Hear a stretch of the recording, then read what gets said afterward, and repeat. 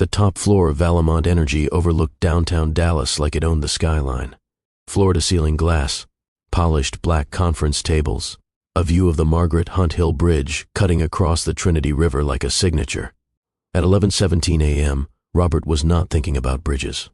He was leaning against his desk, jacket off, sleeves rolled neatly to mid-forearm. Across from him, pressed too close for professionalism, stood the woman who had slowly replaced his conscience with convenience. The blinds were half drawn, not enough to hide anything, just enough to pretend. Her laugh was soft, practiced, the kind that made a man feel admired. Robert adjusted his cufflinks, distracted but indulging it. His phone buzzed once on the desk.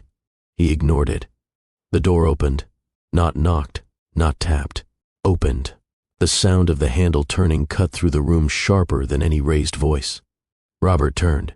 Time didn't slow down. It stopped. Madelyn stood in the doorway.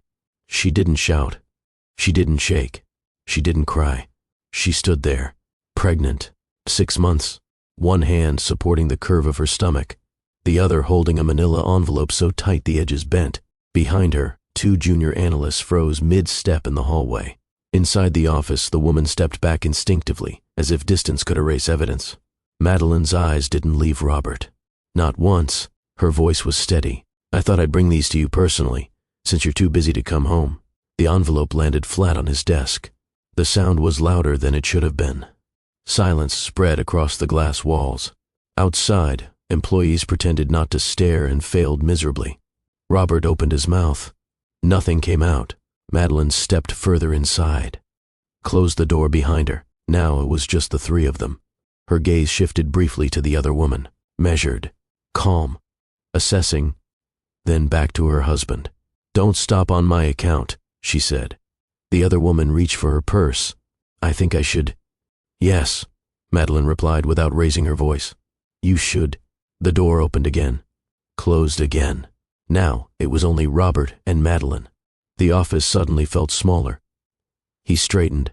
"Madelyn, this isn't what—" She slid the envelope toward him. "Go ahead."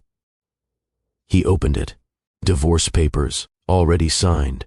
His name printed in bold where his signature would go. His heartbeat moved from his chest to his throat. Employees outside the glass walls were openly watching now. Reputations do not crumble loudly. They fracture in silence.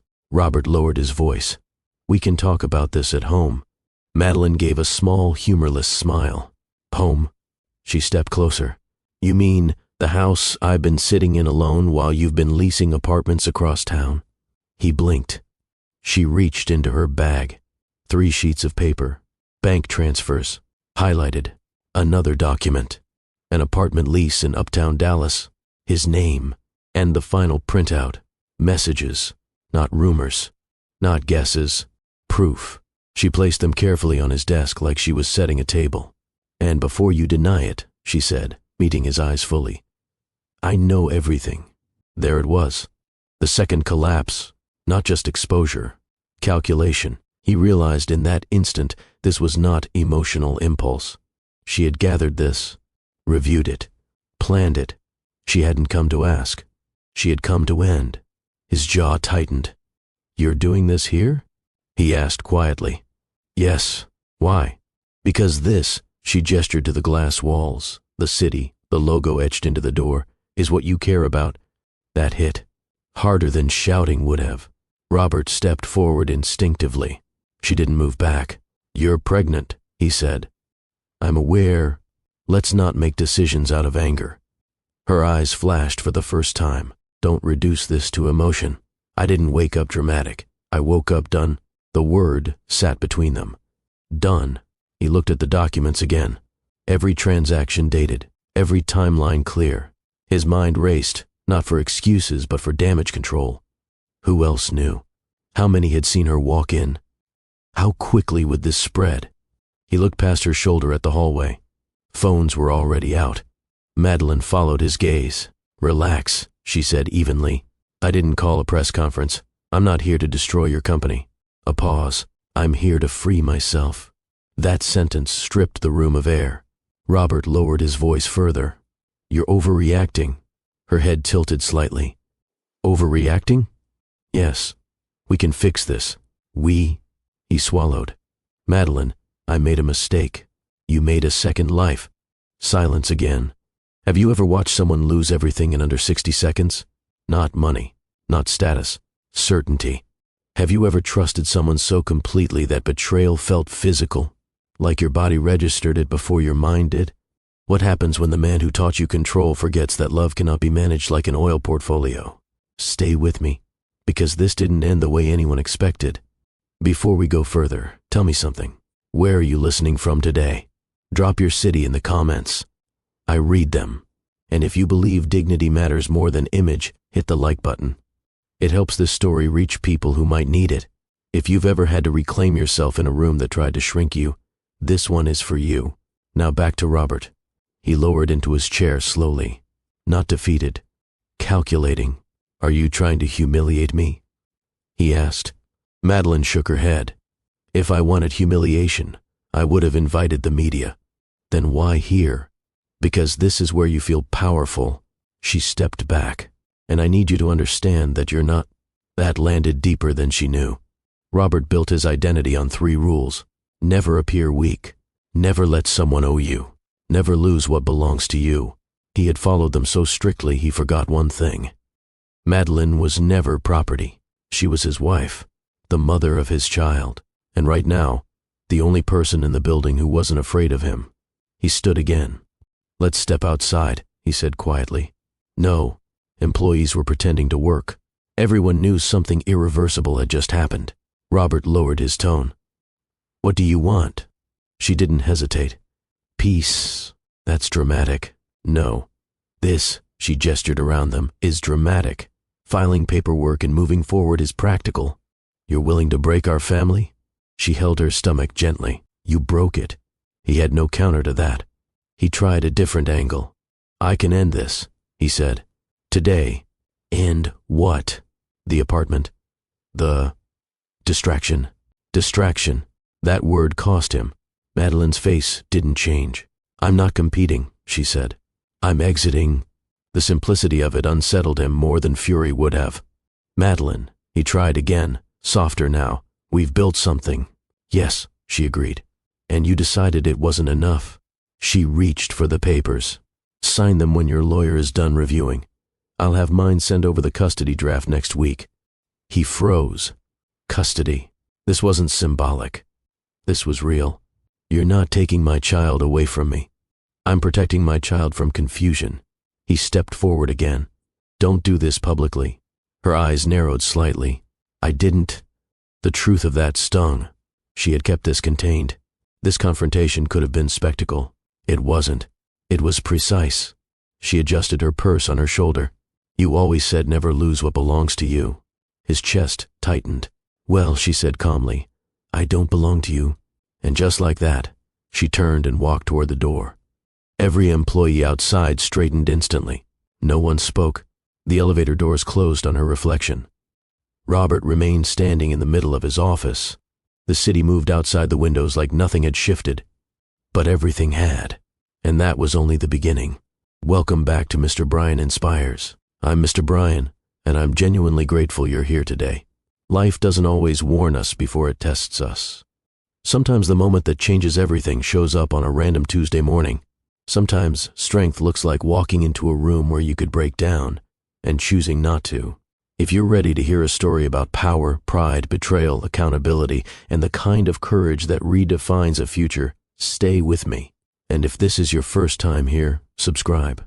We're building something bigger than stories. We're building a space where real experiences remind us that growth is possible, even after damage. All right, let's go back and understand how Robert and Madelyn got here. The house on Iron Ridge did not feel like the estate Madelyn first stepped into as an employee. It felt curated. Her artwork replaced some of the sterile abstracts that once filled the hallways. The kitchen smelled like food again, not polished marble.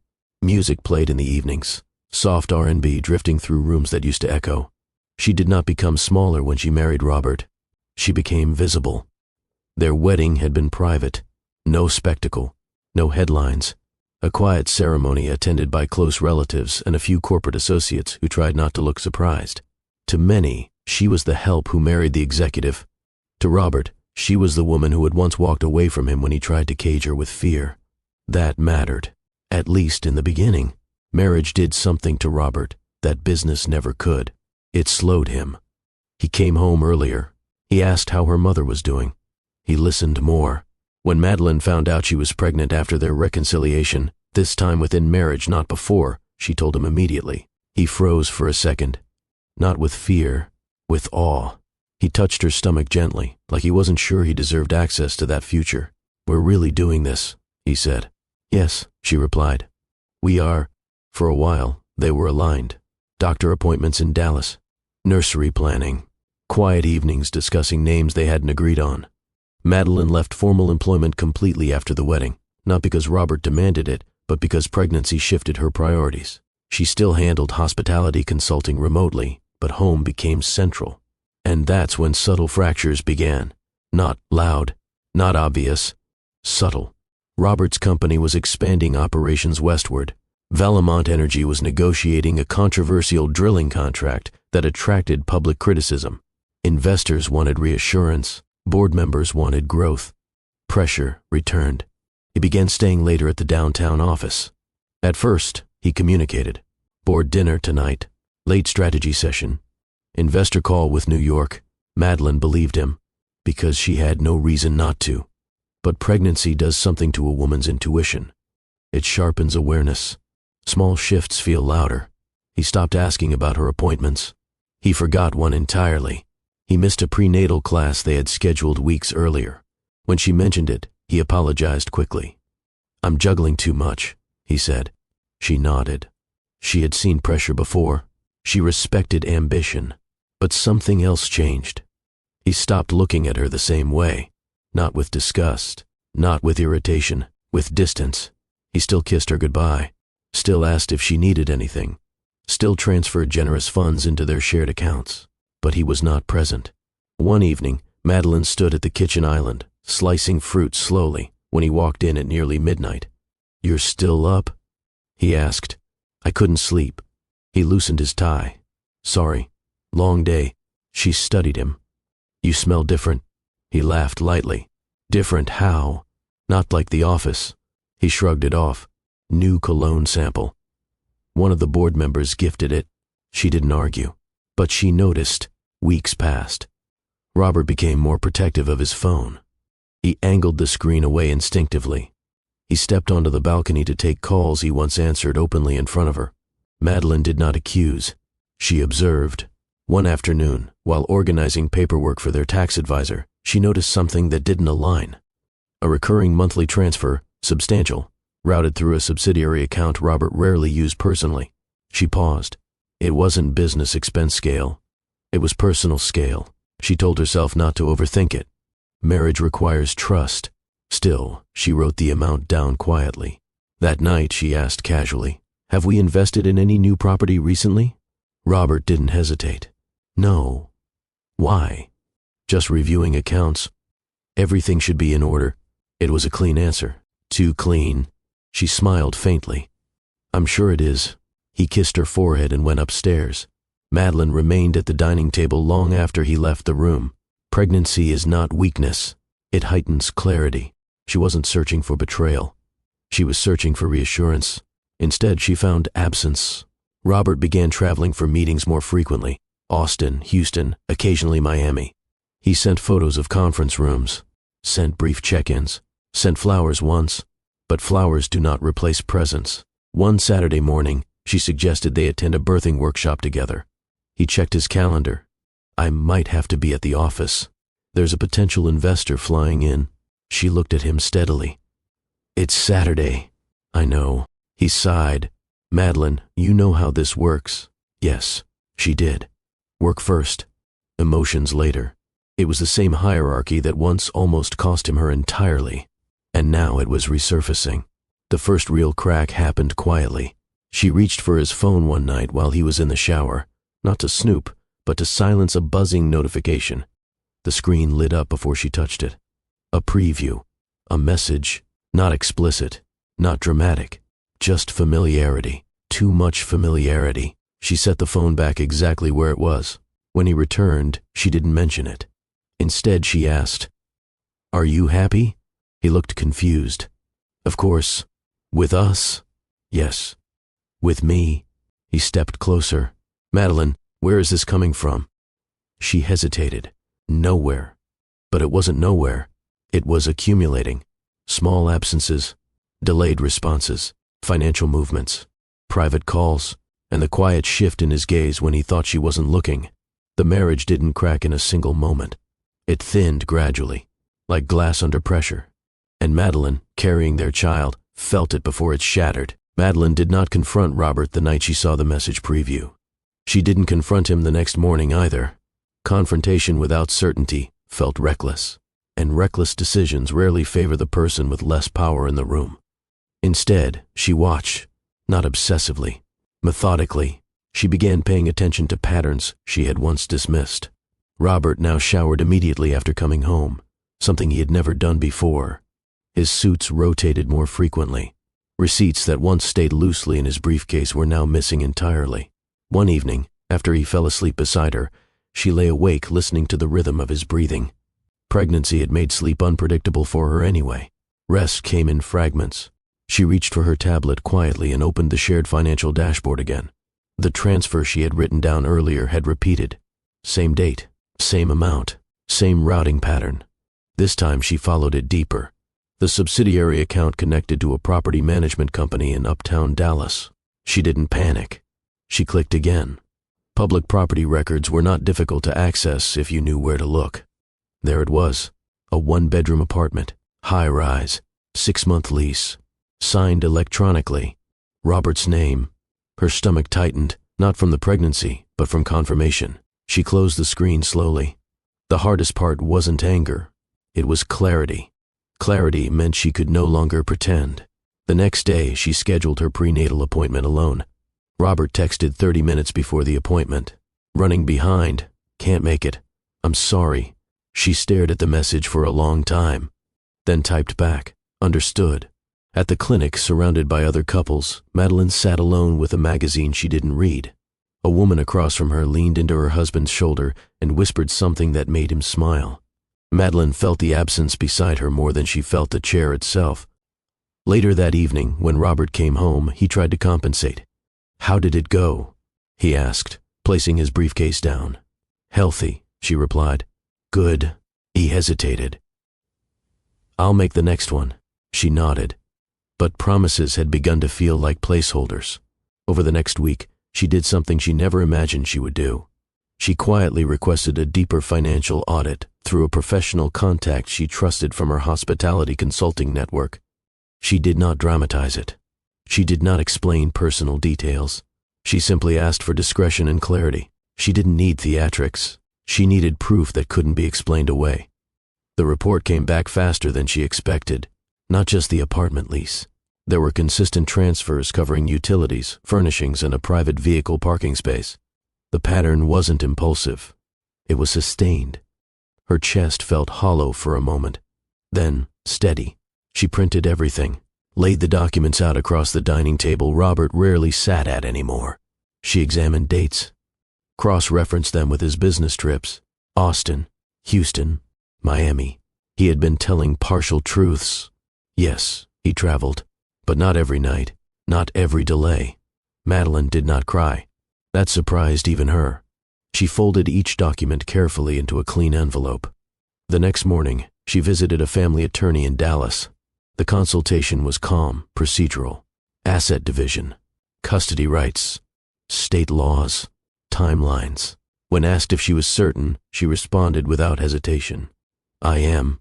What outcome are you seeking? The attorney asked. Fairness, she said. Not revenge. The paperwork was prepared within days. She signed where indicated. Her hand did not shake. That night, Robert came home later than usual again. He seemed distracted, but not guilty. Confident people rarely believe they've been fully seen. They ate dinner quietly. At one point, he reached across the table and touched her hand. You've been distant, he said. She almost laughed. I've been pregnant, she replied. He smiled faintly, misreading the tone.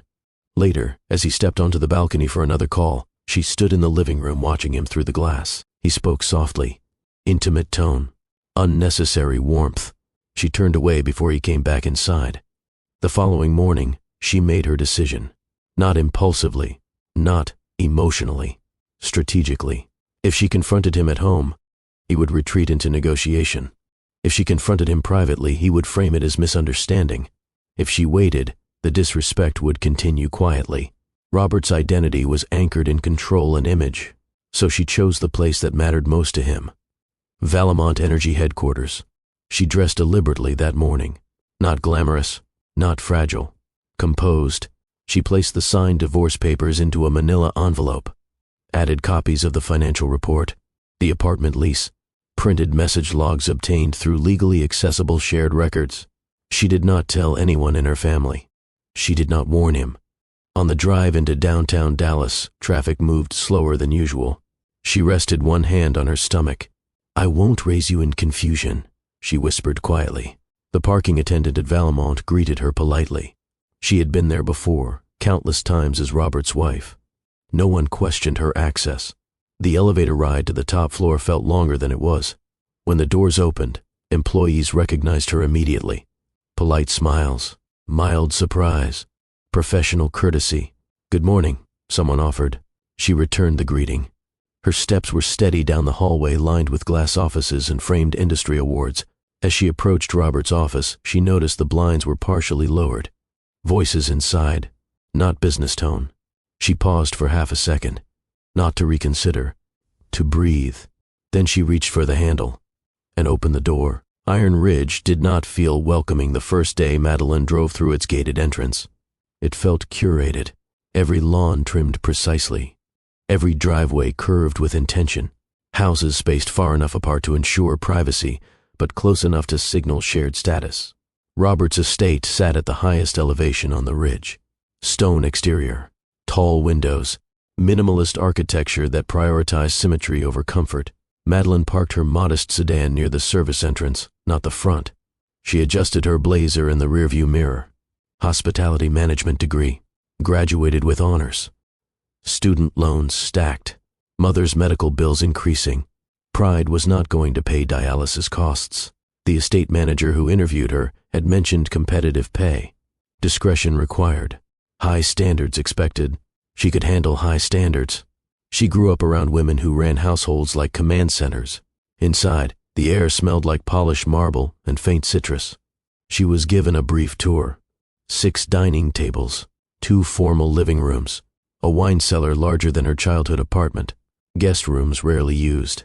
"Mr. Robert prefers precision," she was told. She almost smiled. Precision was neutral. It was how it was used that mattered. Her first official assignment involved inventory oversight and household logistics, not scrubbing floors, but managing systems. She wasn't hired for lack of education. She was hired because she was efficient. Late that afternoon, she was polishing silver in one of the smaller dining rooms when footsteps approached. Measured, unhurried, she looked up. Robert stood in the doorway. He wore a tailored charcoal suit despite being at home. Cufflinks subtle, posture straight. He extended his hand. "Robert," he said, like he was greeting a consultant. She glanced at her fingers, smudged faintly from polish, wiped them on her apron, then shook his hand. "Madelyn." He noticed the wipe. Not disrespect, practicality. "Settling in?" he asked. "Yes. How do you find the estate?" She held his gaze. "Large." A corner of his mouth lifted slightly. "Only large." She gestured toward the empty table behind her. 6 dining tables. "Yes. How often do you host 6 dinners at once?" He paused. "Rarely." She nodded. "Then it feels like storage more than living." No one had spoken to him like that inside his own home. Not disrespectfully, directly. He studied her longer than necessary. "You're not impressed," he said. "I'm employed," she replied evenly. That answer unsettled him more than admiration would have. Over the next week, their interactions remained brief but pointed. Madelyn questioned lighting usage in unoccupied wings. Robert explained architectural design. She suggested consolidating certain household expenses. He defended scale. One afternoon, she asked casually, "Why do you keep all the lights on upstairs when no one uses those rooms?" He answered without thinking, "Security." Security cameras don't require chandeliers. Silence. He didn't reprimand her. Instead, he adjusted. Lights began turning off.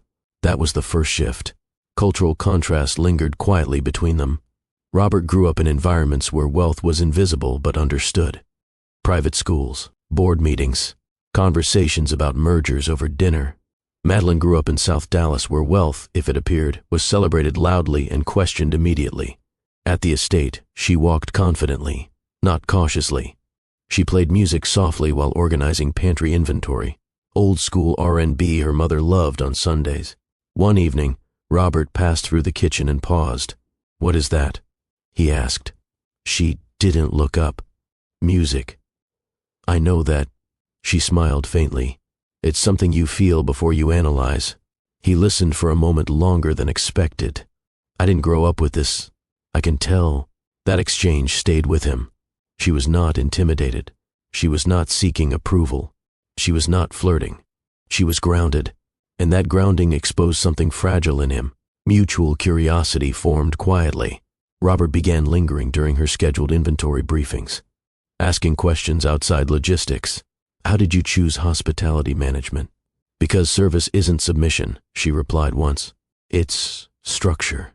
He considered that. "You don't see this job as temporary?" he asked another day. "I see it as strategic." He nodded slowly. "And long-term?" "I build my own long-term." Their conversations were short but layered. He was accustomed to deference. She offered perspective. He expected admiration. She offered analysis. One afternoon, while reviewing household accounts, she noticed a redundant vendor contract. "You're paying double for landscaping," she said, handing him the document. He examined it. "Fix it," he replied. No ego, just instruction. She did. Savings followed. Efficiency increased.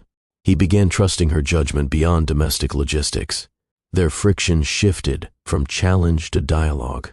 And beneath that dialogue was something unspoken. Respect. Not romance yet. Respect. One evening, as she prepared to leave, he stopped her near the entryway. "Madelyn." "Yes? Why aren't you impressed?" She considered the question seriously. "Because I've seen families survive on less than what you spend on light bulbs. Wealth isn't character." He absorbed that. And what is? Consistency.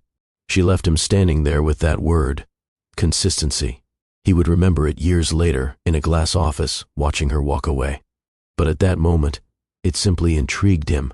Two worlds had collided at Iron Ridge. Not explosively, intellectually, and neither of them realized how deeply that collision would reshape both their lives. The storm rolled in fast that night. Texas weather did not negotiate. By late evening, Iron Ridge was wrapped in wind that bent trees and rain that struck windows hard enough to demand attention. Madelyn had stayed later than usual to complete quarterly inventory adjustments. The estate manager had left hours earlier. Most of the house staff had cleared out before the first thunderclap hit. Robert was in his study reviewing contracts. The lights flickered once, twice. Then everything went dark. The estate, usually bright and controlled, fell into sudden quiet. A generator should have kicked in automatically. It didn't. Madelyn stood still in the hallway for a moment, listening to the rain and distant thunder. From down the corridor, she heard Robert's office door open. "You all right?" his voice called. "Yes," she replied. He stepped into the hallway, phone flashlight illuminating the space between them. "Backup system failed," he said, irritation under his breath. "Or it just needs a minute," she answered calmly. Another thunderclap shook the windows. He glanced toward the staircase. "Stay here. I'll check the control panel." She crossed her arms. "You don't even know where it is." He paused. She wasn't wrong. "Maintenance usually handles it," he admitted. She walked past him toward the back utility room. "Then tonight, we improvise." The word hung there. Improvise. Something he rarely allowed in any part of his life. They found candles in the pantry. She lit them methodically, placing them in safe corners of the kitchen and hallway. The estate transformed. Without overhead lights and polished reflections, it felt human for the first time. Warm, unfiltered. Robert leaned against the counter, watching her. "You seem comfortable in chaos," he observed. She adjusted a candle's position. "I grew up with rolling blackouts and summer heat. This isn't chaos. This is weather." He gave a short laugh. That's not how I define it. How do you define it? Anything outside plan. She met his eyes. Then you must be exhausted. He considered that. They sat at the long kitchen island, candlelight softening the sharp architecture of the room.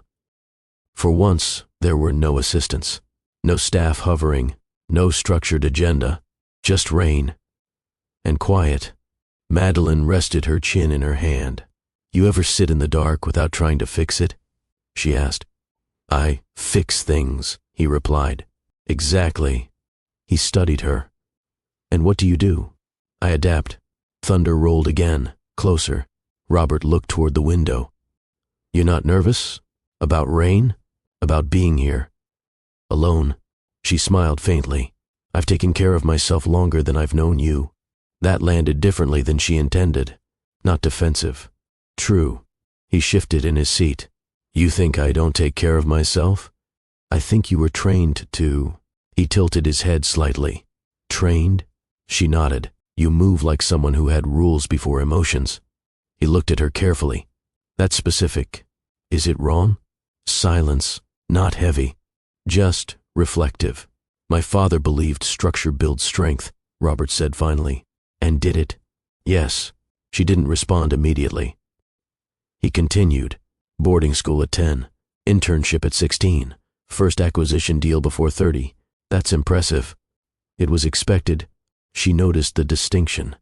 Expected doesn't mean wanted, she said. His jaw tightened subtly. You think I didn't want it? I think you didn't get to choose it. He exhaled slowly. Rain hammered harder. He stared into the candle flame for a moment longer than necessary. Choice is overrated, he said quietly. She studied him. Only when you've never had it. That shifted something. He leaned back in the chair. You talk like you've had too much of it. I talk like I've had to earn every version of it. He looked at her differently then. Not as staff, not as employee, as someone who understood pressure, just shaped differently. What was it like? He asked. She didn't pretend not to understand. Growing up? Yes. Loud, she answered.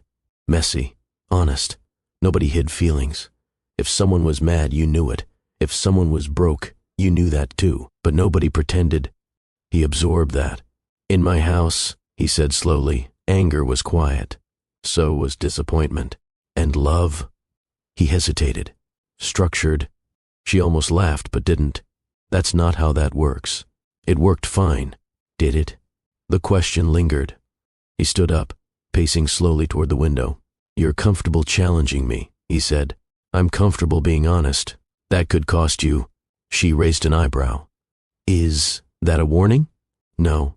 He paused. It's observation. The power imbalance hovered in the room for the first time openly. He signed her checks. She worked under his roof. Yet in that moment, it didn't feel hierarchical. It felt equal, because vulnerability levels rooms that wealth cannot. Lightning flashed across the glass. Madelyn stood and moved closer to the window. You ever wish you could turn it off? She asked softly. Turn what off? The expectation? He didn't answer right away. Yes, he said finally. That word changed the air between them. She looked at him fully now. You don't have to be impressive all the time, she said. That's not how this works. That's exactly how it works. He studied her face, candlelight reflecting in her eyes. You think you understand me. I think you hide better than you realize. That was the moment attraction began shifting from intellectual to personal, not because of appearance, because of exposure. He stepped closer, not touching, just closer. And what do you hide? He asked. She held his gaze. Fear. Of becoming dependent. He nodded slowly. I don't need saving. I wasn't offering. Yes, you were. He opened his mouth to argue, then stopped. She wasn't wrong. Earlier that week, he had mentioned casually that he could connect her mother with a private medical facility. It sounded generous. It felt like leverage. I don't rescue, he said. You position, she corrected. Thunder cracked overhead. The generator finally hummed back to life. Lights flickered on. The estate returned to polished brightness. But something had already shifted. They stepped apart instinctively, distance returning with electricity. Robert cleared his throat. Maintenance must have reset it remotely, or it fixed itself, she said. He looked at her again. You staying late tomorrow? Yes, good. It wasn't command. It wasn't flirtation. It was invitation disguised as logistics. As she gathered her things, he spoke again. Madelyn. She turned. You don't have to be alone here. Her expression softened slightly. I'm not. She left. Robert remained standing in the kitchen longer than necessary. For the first time in years, a conversation had unsettled him more than any boardroom negotiation, and for the first time in her adult life, Madelyn felt seen without being diminished. The storm outside had passed, but something quieter had begun. The shift from tension to intimacy did not happen overnight. It built in small increments. Conversations in the kitchen turned into shared dinners after staff hours. Inventory reviews stretched into discussions about childhood, ambition, faith, and fear. Robert began asking for her opinion outside household operations. What do you think about expanding into renewable investments? Would you ever leave Dallas? Do you believe people really change? Madelyn answered honestly each time. Yes, maybe, only if they're uncomfortable enough. One evening, after another long conversation that began with logistics and ended with personal confessions, Robert crossed a line neither of them had planned. He reached for her hand first, not urgently, carefully. She didn't pull away. You're aware this complicates things, she said quietly. Yes, you sign my checks. I can change that. It's not about payroll. He held her gaze. Then, what is it about? Power. He didn't flinch. Do you think I would use it against you? I think you've been trained to. That honesty should have stopped it. Instead, it deepened it. Their relationship didn't begin with reckless heat. It began with negotiation. Boundaries were discussed explicitly. She would not be hidden. She would not be funded into silence. She would not become dependent. He agreed to all of it. And for months, he honored it. She transitioned out of formal employment at the estate once their relationship became known privately. A professional severance arrangement was executed cleanly. No whispers, no scandal. Robert had never pursued a relationship where he had to adjust himself. With Madelyn, he did. He began showing up differently, attending her mother's medical appointments, driving her home after long days, listening more than speaking. It felt steady, intentional, and then, 3 months into their relationship, Madelyn noticed something unusual. She dismissed it at first. Stress, she thought. Late nights, emotional intensity, but the signs persisted. She took the test alone in her apartment bathroom. The silence afterward was louder than any thunderstorm. 2 lines. Clear. She sat on the edge of the tub for a long time. This wasn't part of the plan. She wasn't afraid of motherhood. She was afraid of imbalance. When she told Robert, she didn't soften it. I'm pregnant. He didn't react immediately. He stared at her like she had spoken in another language. How certain? He asked.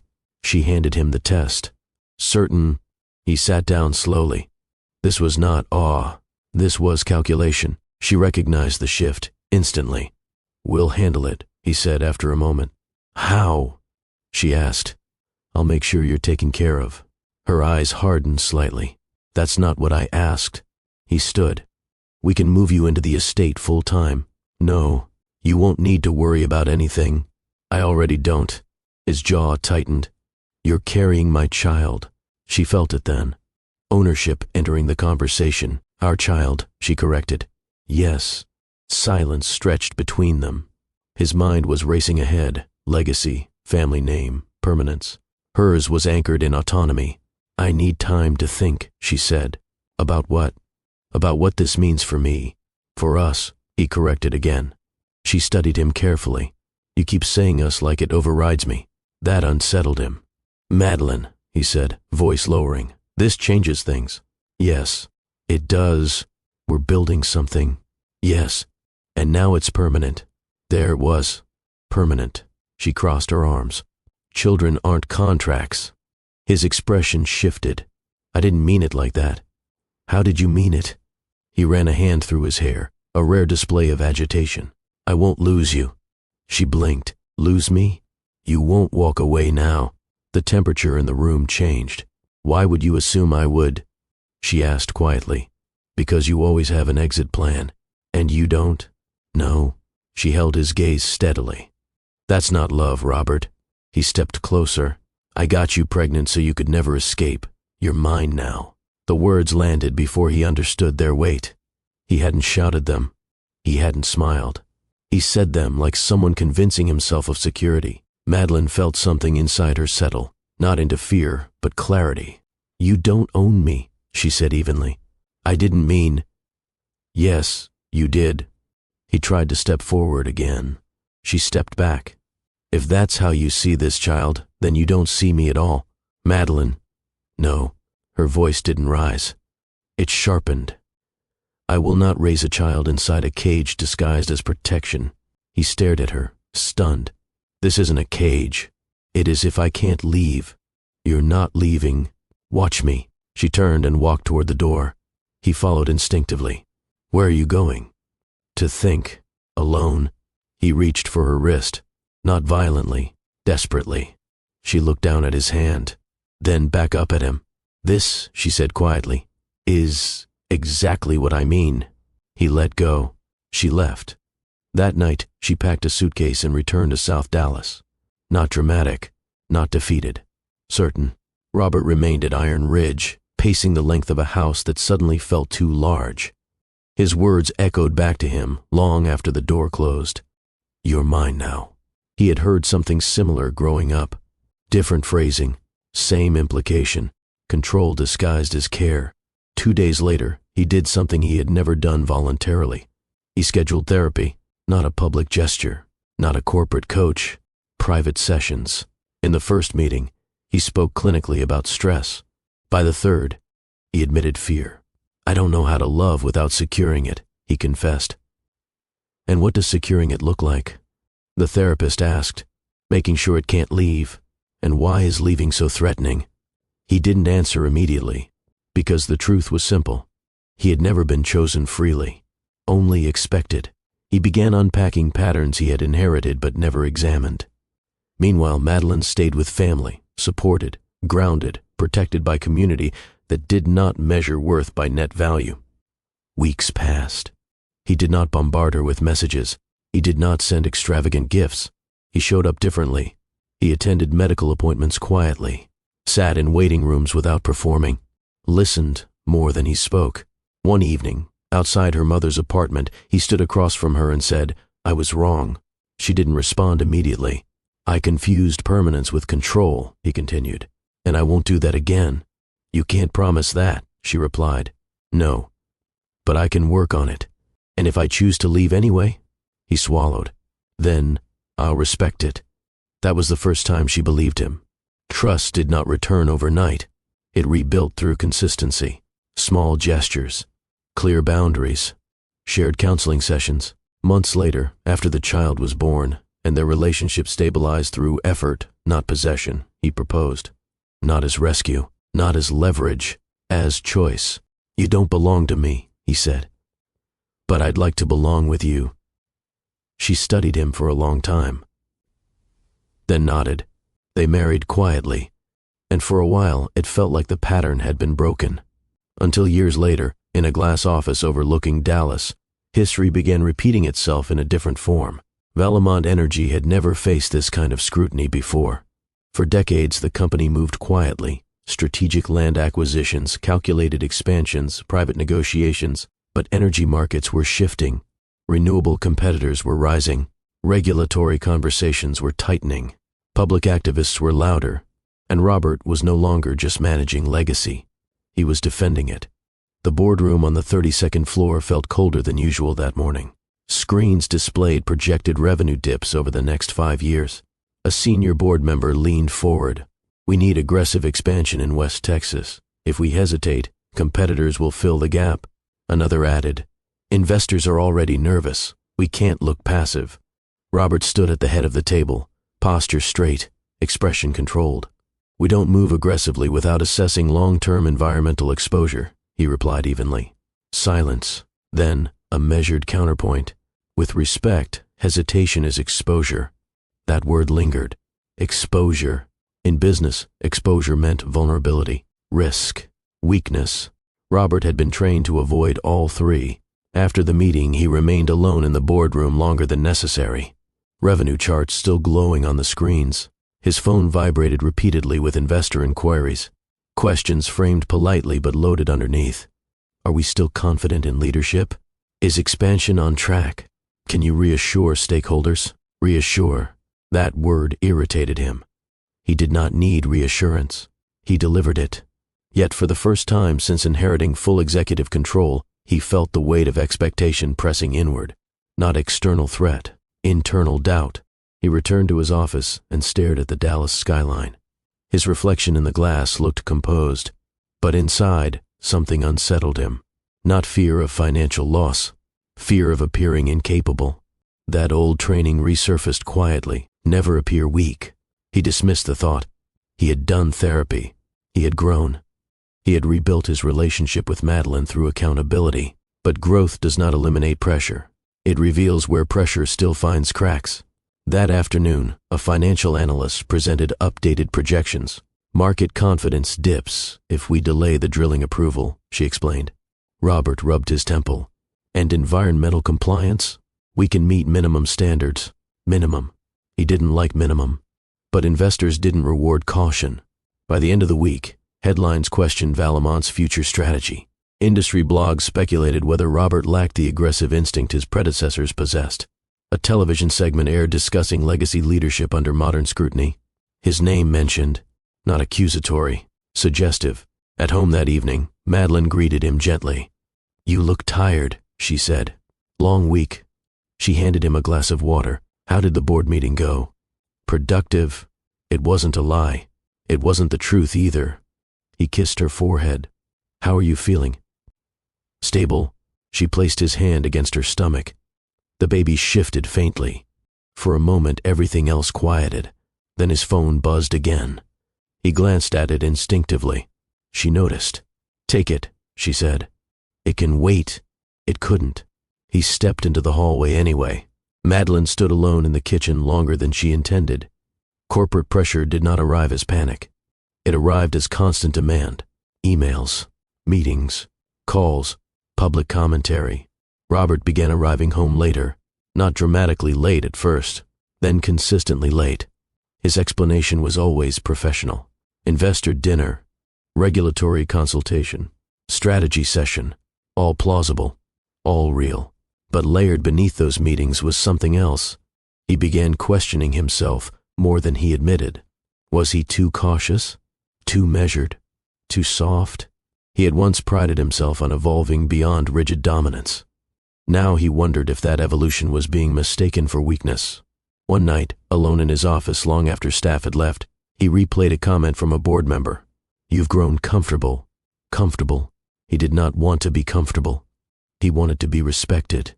He opened performance metrics again. Revenue margins, expansion opportunities, risk assessments. His reflections stared back from the darkened screen. You won't walk away now. The memory surfaced unexpectedly, his own voice from years ago. He had worked hard to dismantle that mentality in his marriage. But control doesn't disappear. It waits, and corporate pressure was feeding it differently. He began micromanaging small decisions, overriding department leads, demanding updated reports hourly, insisting on tighter oversight. Staff noticed the shift. Not volatile, sharper. The office assistant assigned to coordinate his schedule adjusted accordingly, extending hours, accommodating last-minute meetings, absorbing pressure without complaint. He appreciated efficiency, and in a week filled with criticism and doubt, appreciation felt stabilizing. One evening, after a long investor call that ended without commitment, he remained seated at his desk. The office assistant knocked lightly. Do you need anything else tonight? He hesitated. Coffee. She returned quickly, placed it beside him. Rough call? She asked. Part of the job. You handled it well. It was a simple statement, but it landed. You think so? He asked, before he could stop himself. Yes. No analysis, no critique, no challenge, just affirmation. It felt uncomplicated. At home, Madelyn offered depth. At work, he was receiving validation without resistance. Pressure distorts perception subtly. He didn't notice the shift immediately. He only noticed relief when someone did not question him. Public scrutiny intensified over the next month. A regulatory delay postponed a drilling permit. Investors pushed harder. Media commentary increased. Robert responded by extending his work hours further. He convinced himself it was necessary. Leadership required sacrifice. Sacrifice required distance. He justified it as temporary. Once expansion secured, once headlines quieted, once investors settled, he would rebalance. But temporary habits become patterns quickly, and under sustained pressure the need to feel admired, not challenged, began resurfacing quietly inside him. Not because he lacked love at home, because he lacked certainty at work.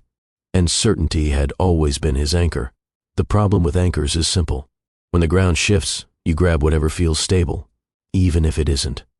Madelyn began measuring time differently once Robert's hours extended, not by clocks, by absence. The house on Iron Ridge felt larger in the evenings now, not because of architecture, because of quiet. She moved through rooms slowly, one hand often resting against her stomach as the baby shifted unpredictably. The nursery was nearly complete, neutral tones, soft lighting, books stacked neatly along the shelf. She had assembled most of it herself. Robert had approved the design. He hadn't helped build it. She told herself it was temporary. Expansion negotiations, regulatory delays, investor pressure. She understood pressure. What she didn't understand was distance. One night she prepared dinner at 7. At 8, she covered it. At 9, she texted, "Still at the office?" His reply came at 9:17 p.m. Yes. Running long. No detail. No apology. Just information. By the time he walked in, she was already in bed, propped up with pillows to relieve the ache in her lower back. He changed quietly, thinking she was asleep. "I'm awake," she said. He paused. "Sorry. How late?" "Investor dinner." She nodded in the dark. "Okay." He waited, expecting more. None came. The next morning she asked gently, "Are you overwhelmed?" He poured coffee. "It's under control." "That's not what I asked." He met her eyes briefly. "It's a phase." She studied him. "You said that 3 weeks ago." He sighed. "You want me to quit?" "No." "Then what do you want?" She hesitated. "You." That answer felt heavier than accusation. He walked around the counter, kissed her forehead. "I'm doing this for us." She didn't argue, but something inside her tightened. Love does not disappear suddenly. It thins when effort becomes uneven. Doctor appointments came and went. He attended some, missed others. When he did attend, his phone buzzed repeatedly in his pocket. He silenced it, but she saw the screen light up against the fabric. During one ultrasound, as the technician pointed out the baby's heartbeat on the monitor, Robert's phone vibrated again. He glanced down instinctively. Madelyn noticed. Afterward, in the parking lot, she asked quietly, "Can work survive an hour without you?" He exhaled. "You don't understand what's happening at the company? Then explain it. It's complicated. Try me." He looked at her. For a second he considered telling her everything, the board pressure, the market instability, the fear of appearing indecisive. Instead he said, "It's temporary." That word again. Temporary. Weeks passed. She stopped asking detailed questions. He stopped offering detailed answers. Conversations became logistical. "What time will you be home?" "Late." "Did you eat?" "Yes." "Appointment next Tuesday." "I'll try." Madelyn began spending more time in South Dallas during the day. Her mother's apartment felt warmer than Iron Ridge lately. Church on Sundays grounded her in ways polished hallways never could. Women gathered around her after service, touching her stomach, offering advice, laughter, comfort. "You glowing," one said. "I'm tired," Madelyn replied honestly. "Tired comes with blessing," another smiled. "But tired also comes with loneliness." Back at Iron Ridge, she stood in the nursery one afternoon, folding small clothes carefully. She imagined Robert sitting in the rocking chair. Imagined them reading aloud together. Imagined shared exhaustion. Instead, she folded alone. That evening, he arrived home past midnight again. She was waiting this time. Sitting in the living room, lights dim. "You're up," he said cautiously. "Yes." He loosened his tie slowly. "We need to talk," she said. His shoulders stiffened slightly. "About us," he He sat across from her. I'm here. Physically, he rubbed his jaw. You think I don't notice? She continued. Notice what? That you're somewhere else, even when you're in this room. That's not fair. I'm not attacking you. It sounds like it. She inhaled slowly. I miss you. Silence. Not dramatic. Heavy. I'm trying to protect our future, he said. By disappearing from our present? His eyes flashed. That's not what I'm doing. Then what are you doing? He didn't answer immediately, because the truth was uncomfortable. He was chasing certainty in boardrooms and avoiding vulnerability at home. He stood. This pressure isn't personal, but your absence is. The conversation didn't explode. It stalled. He retreated upstairs. She remained seated, one hand on her stomach, breathing steadily until the baby shifted again. Days later, she found herself watching him from the kitchen window as he spoke on the balcony. His tone was lighter than it had been in weeks. He smiled at something said on the other end of the line. That smile hadn't appeared at home recently. She didn't accuse him. She observed. Emotional neglect rarely announces itself loudly. It arrives through small exclusions. He began sharing victories from work with colleagues first, laughing at inside office moments she wasn't part of, deflecting deeper conversation with efficiency. Madelyn adapted at first, reading more, attending prenatal yoga classes, leaning into community. But adaptation has limits. One evening, as she attempted to discuss baby names again, he responded distractedly. We can finalize that later. Later when? She asked. When things settle. And if they don't, they will. Certainty in tone, uncertainty in timing. She leaned back against the couch. Do you still feel like this is partnership? He hesitated too long. I'm doing what I have to do. She nodded slowly. And I'm carrying what we chose to do. That line stayed in the air long after he walked away. Emotional drift does not require betrayal. It requires imbalance. And imbalance, left unchecked, invites vulnerability in unexpected places. Robert convinced himself he was handling everything. Company pressure, public scrutiny, investor expectations, family stability. But internally something subtle was shifting. At work, he was being questioned. At home, he was being challenged. And challenge under stress feels heavier than admiration. He didn't seek attention elsewhere intentionally. He simply stopped guarding against it. And that was enough. Affairs rarely begin with declarations. They begin with convenience. Extended hours became routine at Valemont Energy. Investor calls ran late. Regulatory meetings stretched. Strategy sessions overlapped into evenings. The office assistant adjusted seamlessly. Schedules reorganized. Meals ordered. Confidential documents prepared before he requested them. Efficiency became comfort. One night, after a difficult call with an investor who questioned his leadership directly, Robert ended the call and sat motionless at his desk. The city lights reflected faintly in the glass behind him. You handled that well, the office assistant said quietly from across the room. He exhaled. Did the first? Yes. No critique. No suggestion. No layered expectation. Just affirmation. It felt uncomplicated. At home, Madelyn's questions required introspection. At work, validation arrived clean. Over the next few weeks, small exchanges extended. Long day, she would ask. Long month, he'd reply. You carry it well. That phrase repeated. Carry it well. He hadn't realized how much he wanted to hear that. Pressure builds in silent corners. When someone notices your strain without asking you to explain it, relief can feel like intimacy.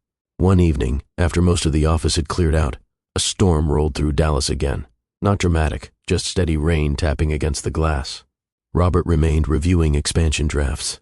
The office assistant lingered to finalize next-day logistics. You don't have to stay, he said.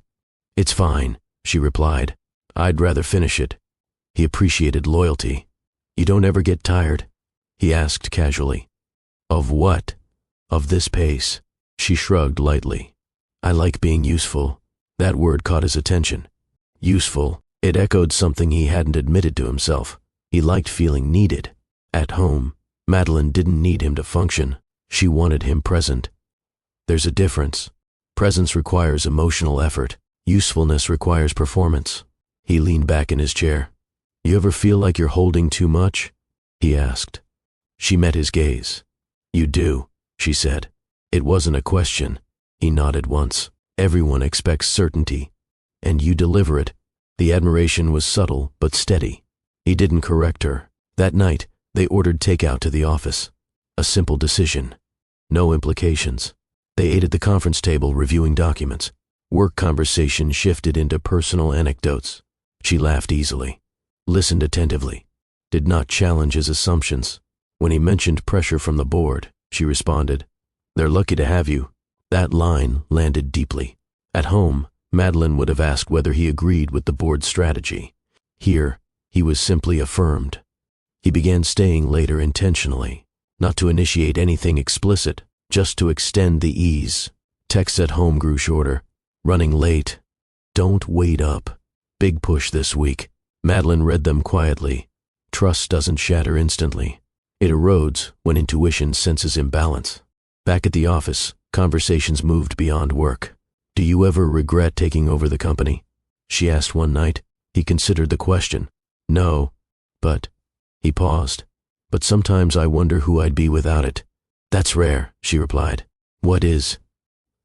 For someone in your position to question identity, he felt seen in that moment, not as husband, not as father-to-be, not as executive, as man, and that distinction felt dangerous, though he didn't admit it. The first physical boundary crossed was small, a hand brushing his arm when passing a document. He didn't move away. He didn't lean in either. He told himself it was nothing. The second time, it lingered. He still did nothing. Inaction can be choice. One evening, after a particularly harsh investor call that ended with conditional funding threats, Robert's composure fractured slightly. He leaned forward at his desk, hands clasped tightly. They think I've softened, he muttered. You haven't, she said. You don't know that... I do. He looked at her. Why? Because I watch how you command a room. Command. That word reawakened something old inside him. Strength equated with authority. Authority equated with control. He had worked hard to redefine those meanings at home. At work, they were rewarded. The shift from emotional reliance to physical closeness happened gradually. A late night, a shared silence. Proximity no longer resisted. It was not explosive. It was rationalized. He told himself it was stress relief, compartmentalized, temporary. He told himself Madelyn didn't need this version of him, that this didn't diminish what he felt at home. That leadership required outlets. The mind is efficient at justifying what the conscience resists. He rented the uptown apartment under a subsidiary account weeks later. He framed it internally as discretion, protection for everyone involved. He did not see it as betrayal. He saw it as separation of worlds. Home remained family. Office remained pressure. The apartment became escape. He convinced himself it was controlled, that he was not repeating past mistakes, that this was different. It wasn't driven by lust alone. It was driven by ego. In the apartment, there were no questions about board decisions, no reminders about prenatal appointments, no requests for emotional vulnerability, only admiration, only reassurance, only uncomplicated affirmation. He felt powerful there, and power can feel intoxicating when doubt has been loud. But compartmentalization has limits. He began losing track of details, overlapping timelines, duplicated receipts, minor financial inconsistencies. He told himself he could manage it.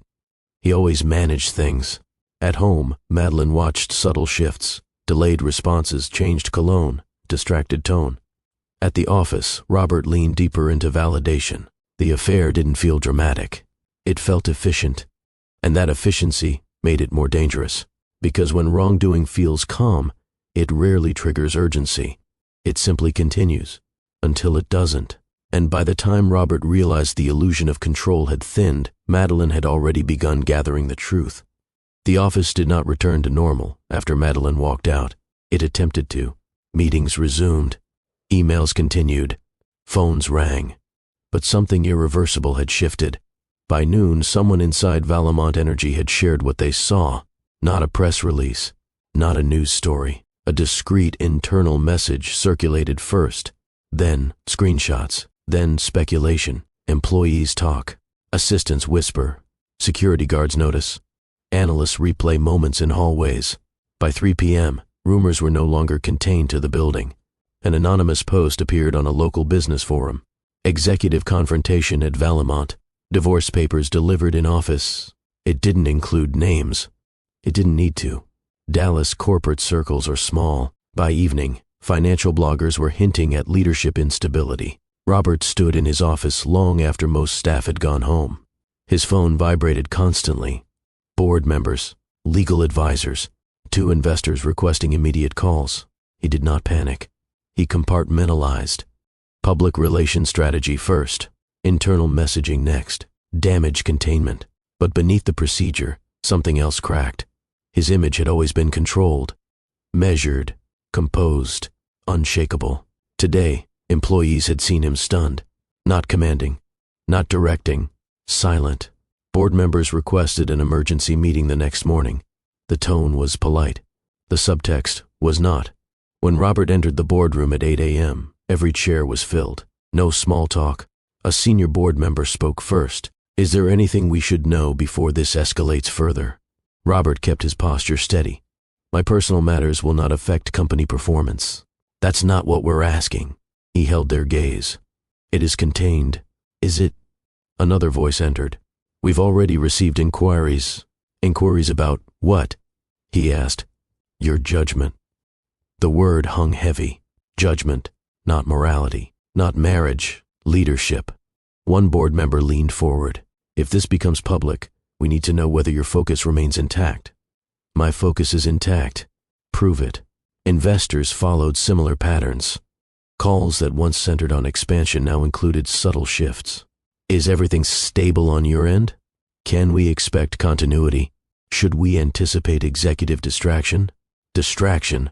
The assumptions stung. Robert had always prided himself on separating personal from professional.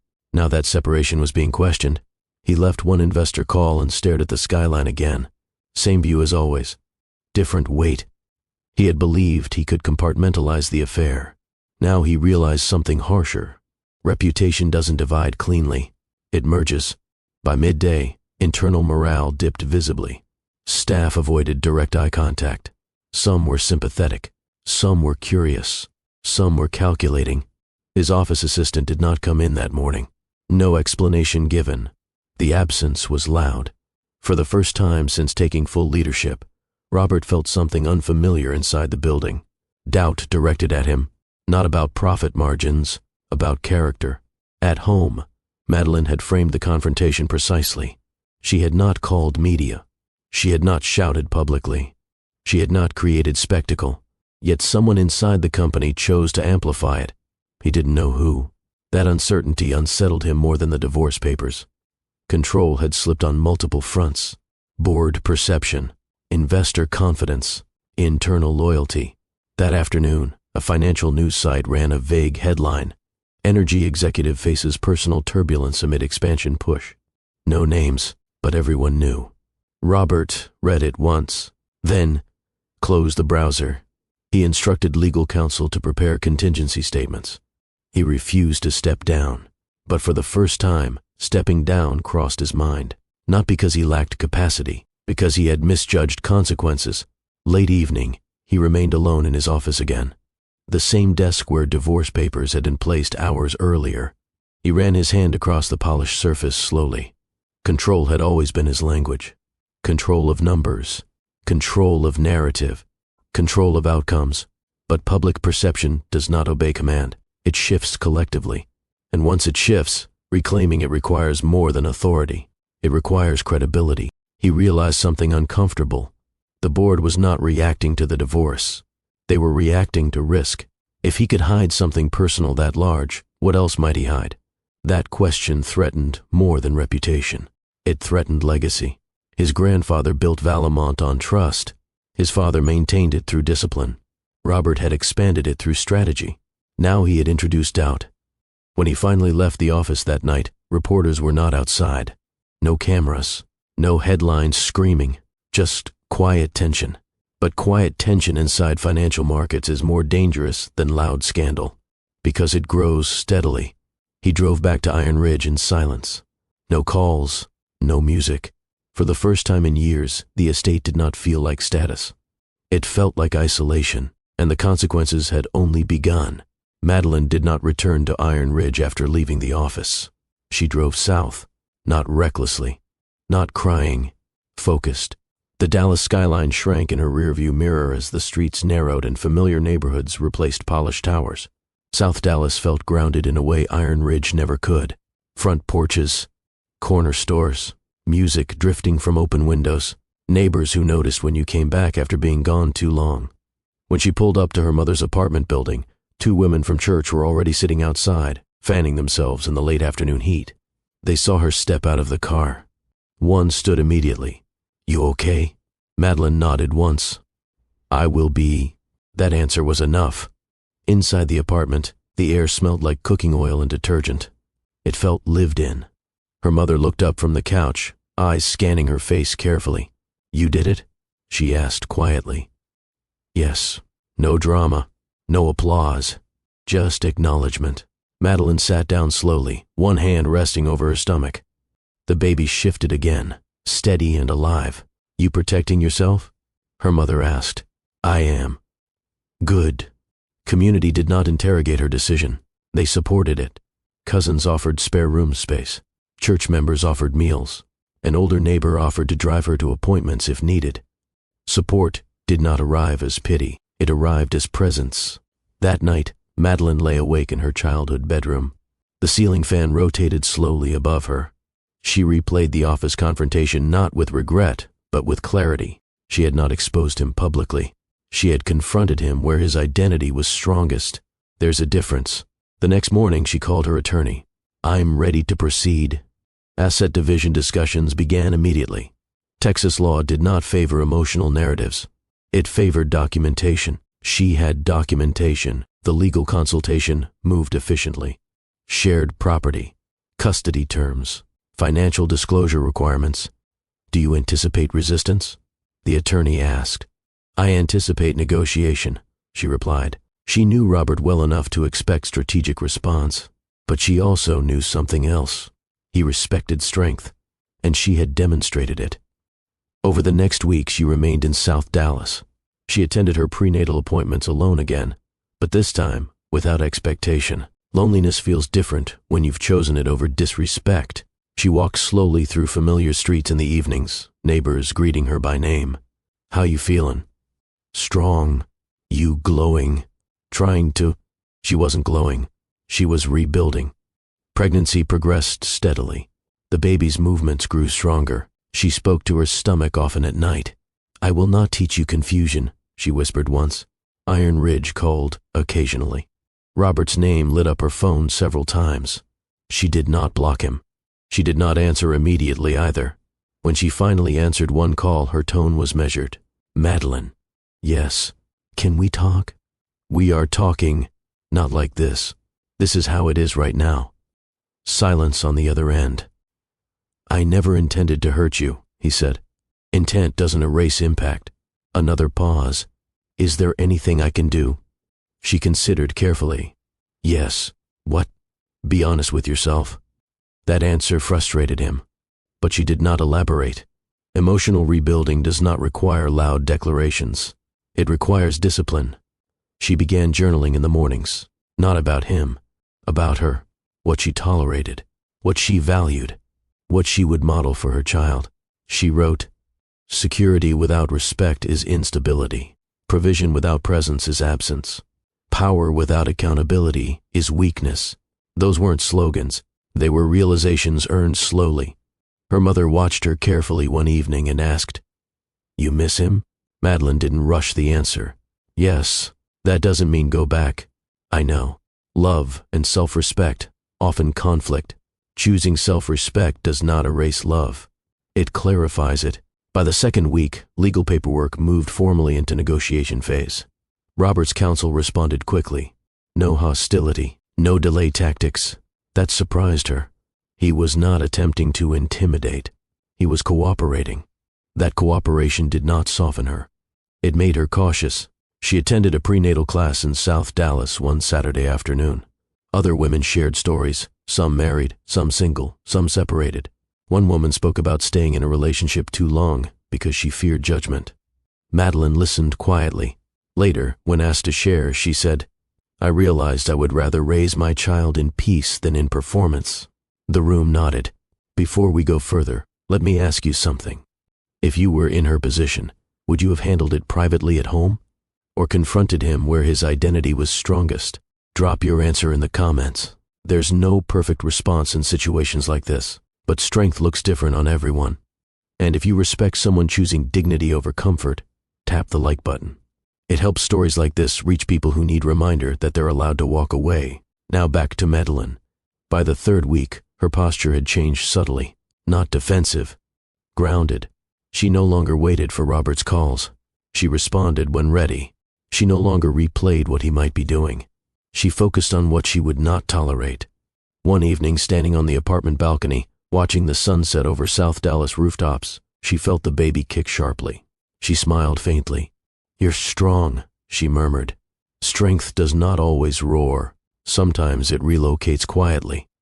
Robert still lived at Iron Ridge, but emotionally she had already moved, and rebuilding had begun. Iron Ridge had never felt quiet to Robert before. It had felt expansive, impressive, controlled. Now it felt exposed. The lights were on, but no music played. No conversation drifted from room to room. No footsteps moved upstairs. The nursery remained untouched since Madelyn left. A rocking chair positioned near the window, unassembled books stacked on a shelf, a crib still smelling faintly of new wood. He stood in the doorway longer than he expected, not entering, just looking. The house was built for legacy, yet it felt empty without choice inside it. He moved through the estate slowly that night. Kitchen counters spotless, dining tables aligned, 6 of them. Madelyn had once questioned why he needed so many. He understood now. He didn't. He poured himself a glass of water and leaned against the island. The phone buzzed on the counter. Investor inquiry. Legal follow-up. Board check-in. He turned it face down. For the first time in weeks, the external pressure felt secondary. The internal collapse felt louder. He replayed the office confrontation carefully. Not defensively. Honestly, she had not screamed, had not insulted, had not humiliated him publicly. She had stated facts. She had removed herself. That difference mattered. He drove to his therapist's office 2 days later without announcing it to anyone. He hadn't attended regularly in over a year. He told himself he had grown beyond needing it. Growth under comfort is easier than growth under pressure. When he sat down across from the therapist again, he didn't begin with corporate stress. He began with silence. Then, "I did it again." The therapist waited. "I convinced myself control was security." "And was it?" The therapist asked. "No." "What was it?" He exhaled. "Fear." The word came easier this time. Fear of what? Losing admiration. That was new. He hadn't framed it that way before. "Explain that," the therapist said. "At home, I'm challenged, questioned, asked to be present. At work, under pressure, I started needing affirmation instead. And the affair provided that?" "Yes." "Was it love?" "No," he answered quickly. "Then what was it?" He hesitated longer this time. It was relief. From expectation. He leaned forward, elbows on knees. "When the board questioned my strategy, when investors doubted my decisiveness, I felt exposed. In the office, someone saw me as strong without questioning it." The therapist nodded slowly. "And that felt stabilizing." "Yes." "Did it make you stronger?" "No." He swallowed. "It made me weaker." That realization didn't feel dramatic. It felt humiliating. He had worked hard to evolve beyond inherited patterns. Yet under pressure he reverted. Not to domination this time, but to ego preservation. "Why didn't you talk to Madelyn about the pressure?" The therapist asked. "I didn't want to look uncertain." "Why?" "Because she chose me after I changed. I didn't want her to see me unstable." The therapist held his gaze. "She married a human, not an institution." That line landed deeply. He leaned back slowly. "I separated myself into versions," he admitted. "Executive, husband, provider. I thought I could manage each one independently. And I can't." Silence filled the room. Not uncomfortable. Revealing. You said once that you equated permanence with control, the therapist reminded him. Yes. What do you equate admiration with? He paused. Worth. And where did that begin? He didn't answer immediately, because the origin was older than Valemont, older than Iron Ridge, older than Madelyn. Approval in childhood had been conditional. Achievement equaled praise. Failure equaled correction. He had internalized performance as value. The affair was not about desire. It was about reassurance. He felt the truth settle heavily. I betrayed her because I didn't want to feel doubted, he said quietly. The therapist didn't correct him. He continued, I betrayed her because someone admired me when others questioned me. And what does that say about your strength? The therapist asked. He looked down. That it was fragile. The session ended without dramatic breakthrough, just clarity. Driving back to Iron Ridge, Robert did not turn on the radio. He let the silence remain. At home, he walked into the nursery fully this time. Sat in the rocking chair. The room felt unfinished, like something paused. He looked around slowly. This child would arrive soon, and regardless of marriage outcome, fatherhood would not be optional. He had two choices now: protect image or pursue accountability. Image required narrative control, public statements, board reassurance, strategic positioning. Accountability required humility, transparency, repair attempts without guarantee. He stared at the crib. Madelyn had not tried to destroy him publicly. She had drawn a boundary. He understood that now. The viral leak was not her doing. The humiliation was not her goal. Her objective was clarity. He stood and walked into his study, opened his laptop, drafted a message to the board requesting a temporary delegation of certain expansion negotiations to a senior operations team member. Not resignation, not retreat. Responsibility redistribution. He needed space to stabilize internally before leading externally. That was not weakness. It was correction. He deleted 3 defensive sentences before sending the email, rewrote it plainly. Professional, direct, no excuses. Then he drafted another message, this one to Madelyn. He stared at the screen for several minutes before typing. I will cooperate fully in the divorce process. I will not contest custody. I want to be present in our child's life. I am working on myself, not to win you back, but to become accountable. If there is space to talk when you're ready, I'll show up honestly. He reread it. It did not promise. It did not demand. It owned. He sent it, then placed the phone down. For the first time since the confrontation, he felt something unfamiliar. Not panic, not strategy, responsibility. The house remained quiet, but it no longer felt like control had slipped away. It felt like illusion had, and illusion was never strength to begin with. The mediation room in downtown Dallas was smaller than Robert expected. Neutral walls, rectangular table, no grand architecture, no skyline view, no performance stage. Madelyn arrived first, not early to intimidate, not late to disrupt. On time. She wore a simple dress, structured but comfortable. Pregnancy had shifted her center of gravity, but not her composure. When Robert entered, he paused briefly at the doorway. She did not look away. They hadn't seen each other in person since the office confrontation. No audience now. No glass walls. No observers.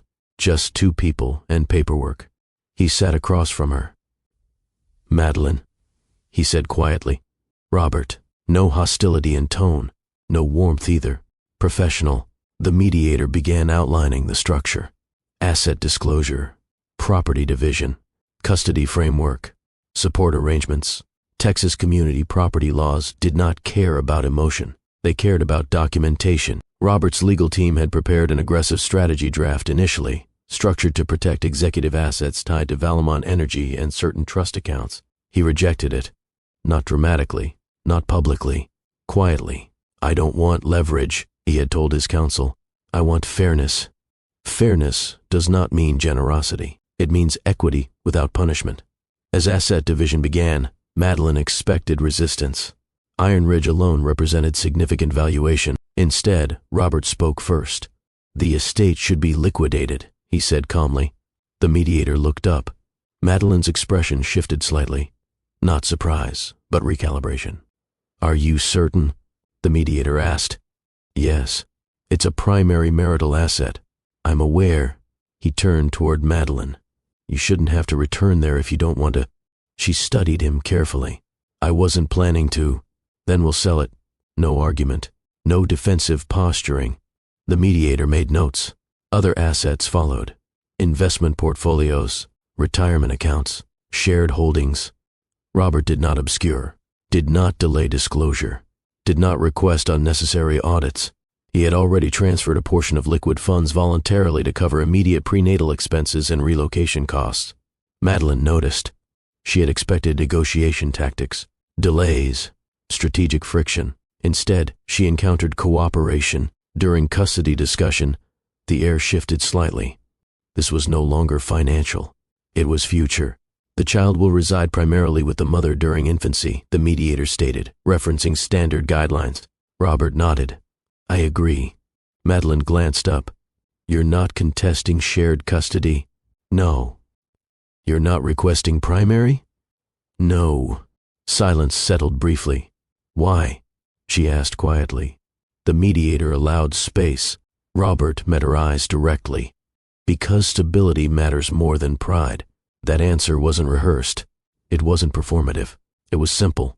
They discussed visitation schedules, adjusted timelines for the first year, agreed on joint decision-making authority for major educational and medical decisions. He did not attempt to insert dominance through clauses. He did not request unilateral control. He requested involvement. That distinction mattered. At one point, the mediator asked, Are there any hidden concerns we should address before drafting the final agreement? Madelyn spoke carefully. I want transparency going forward. Robert nodded immediately. You'll have it. She held his gaze for an extra second. This wasn't forgiveness. It was boundary reinforcement.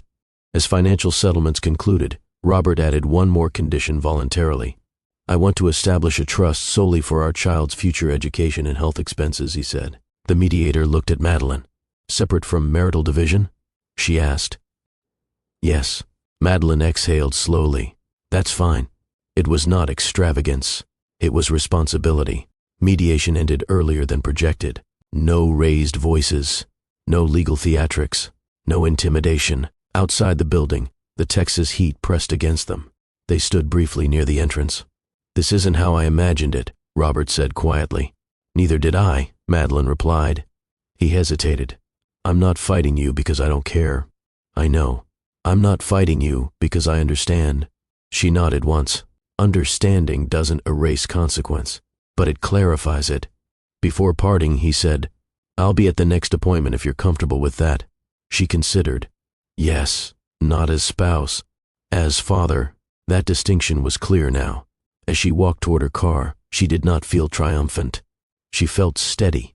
Divorce finalized without warfare does not mean love vanished. It means maturity outweighed ego. And in that mediation room, Robert surprised her, not by grand gestures, but by refusing to weaponize power. The consequences were real. The marriage was ending, but the conflict had not consumed their integrity, and that mattered more than winning. 3 weeks after mediation, Valemont Energy stock dipped again.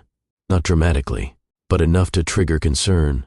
Robert had already redistributed expansion oversight to senior operations as promised in Chapter 4. He remained CEO, but less publicly visible. Board meetings grew more pointed. Financial reports now included subtle risk commentary around executive stability. Robert expected scrutiny. He did not expect what came next. An internal audit team presented a quarterly compliance review during a private executive session. Nothing unusual at first. Standard operational transparency. Then one slide paused the room. Unusual communication activity flagged during the week of the office confrontation. Not from media. Not from outside. From within. Encrypted file transfers. Shared screenshots. Forwarded messages. Internal origin. The boardroom fell quiet. Robert studied the timeline carefully. The viral business forum post that hinted at executive turmoil had appeared hours after Madelyn's visit. He had assumed gossip. Speculation, office chatter spreading organically. This audit suggested something deliberate. The audit leader explained carefully. Several communications were forwarded from a senior internal account to an external industry blogger. Within 40 minutes of the confrontation, Robert's jaw tightened. Forwarded by whom? He asked. The room shifted. There was hesitation. An executive-level account, the audit leader replied cautiously. He absorbed that. This was not hallway gossip. This was strategy. The board requested a follow-up session immediately. Robert sat alone afterward, reviewing timestamp logs. The leak had not come from junior staff. It came from someone with access to executive correspondence and internal scheduling systems. Someone who understood the timing. The confrontation did not destabilize Valemont. The leak weaponized it. That distinction reframed everything. He requested private access to deeper logs. Over the next 48 hours, compliance officers confirmed what the board had suspected quietly for months. Certain executives had expressed concern that Robert's cautious expansion strategy was slowing aggressive growth targets.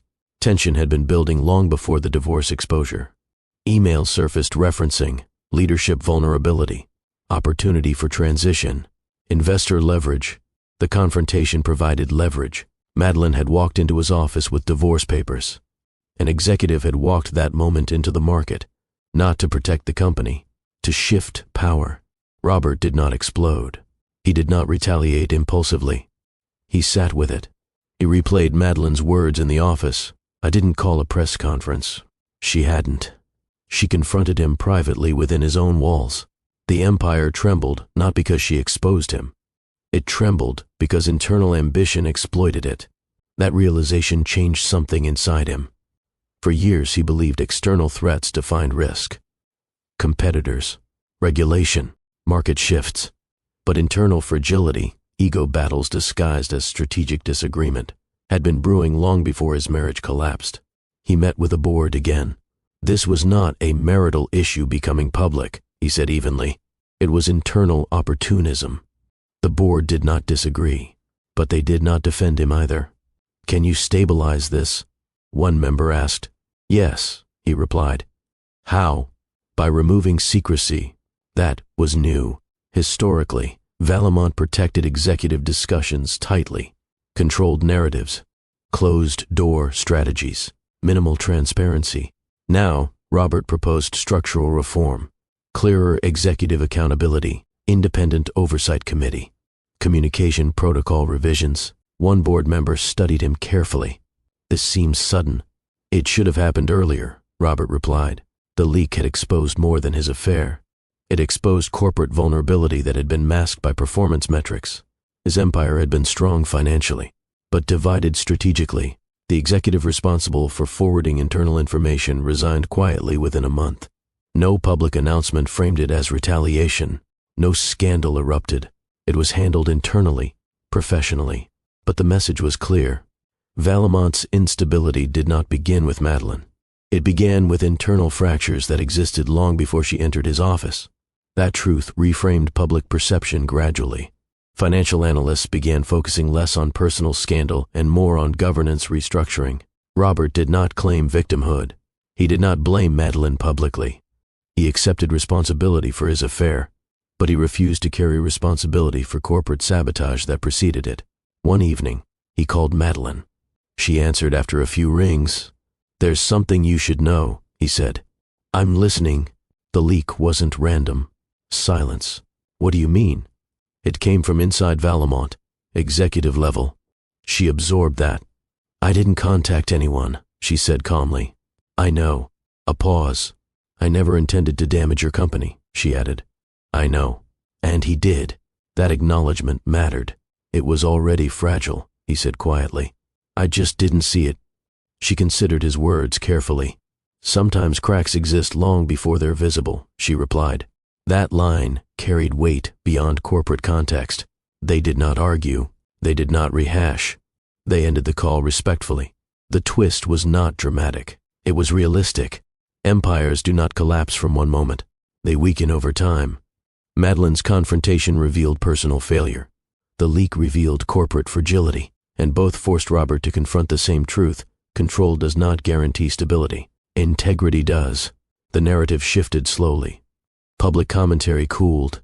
Stock stabilized gradually under governance reform. Valemont survived, not because scandal was denied, but because structural weakness was addressed. And for the first time in years, Robert understood something clearly. His empire had been fragile long before his marriage was. He just noticed it too late. The call came at 2:14 a.m. Robert had been asleep on the couch in his study at Iron Ridge, laptop still open from reviewing compliance reports. His phone vibrated against the glass table. Madelyn's name. He answered immediately. Madelyn? Her breathing was uneven. My water broke. Every controlled instinct in him activated, but differently than before. Not to command, not to manage, to respond. Where are you? At home. I'm coming. No hesitation, no questions about whether he was needed. He grabbed his keys and left without changing clothes. The drive through Dallas felt longer than it ever had. Streetlights blurred past. His mind did not race with strategy. It focused on one thing only: arrival. When he reached the apartment building in South Dallas, the hallway lights flickered faintly.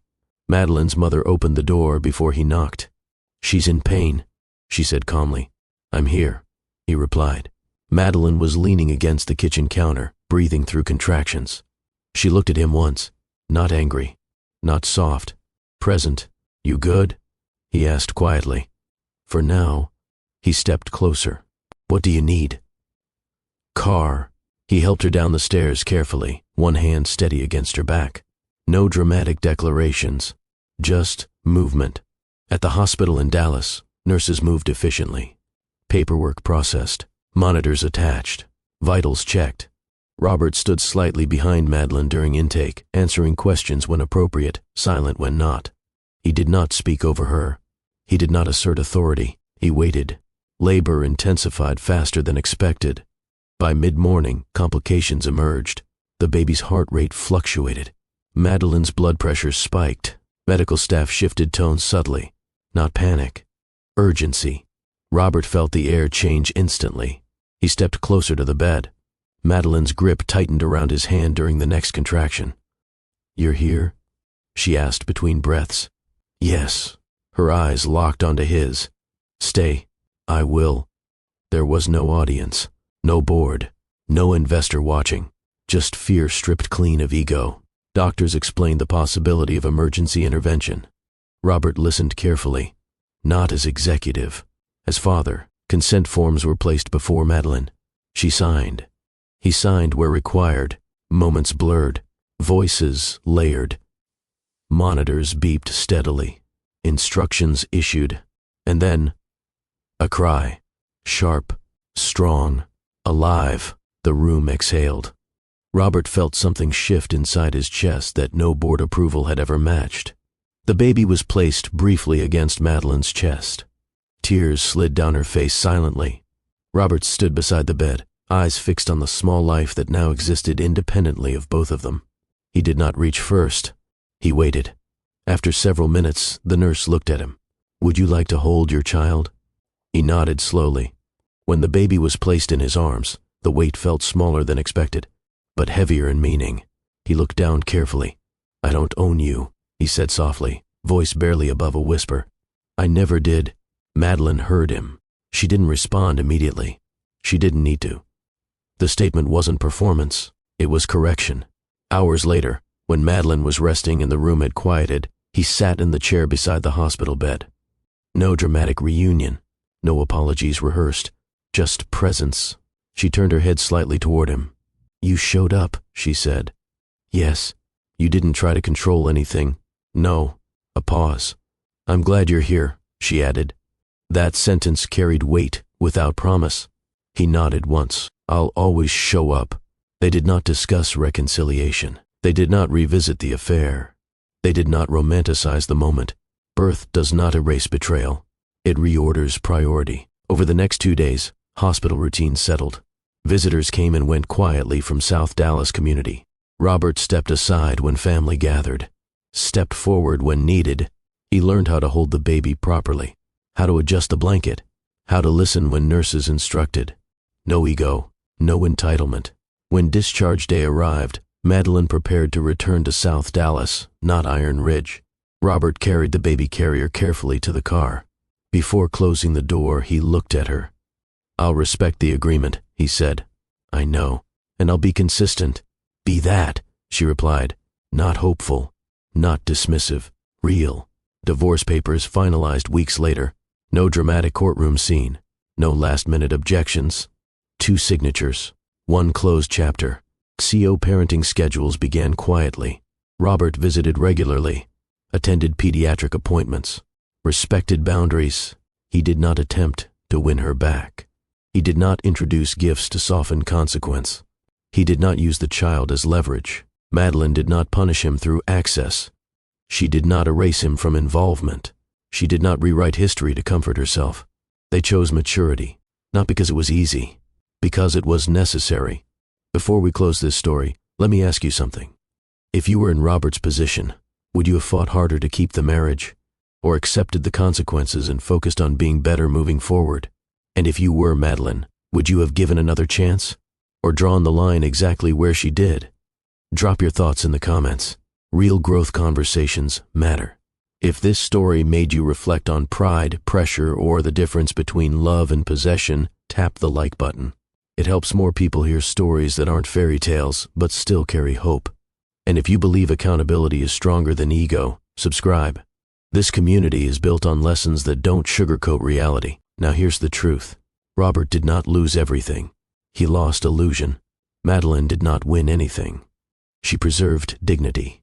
The child they brought into the world would grow up watching 2 adults who chose responsibility over revenge. Not every marriage survives betrayal, but character can. And sometimes the most powerful transformation is not getting someone back. It's becoming someone better, even when no one is watching.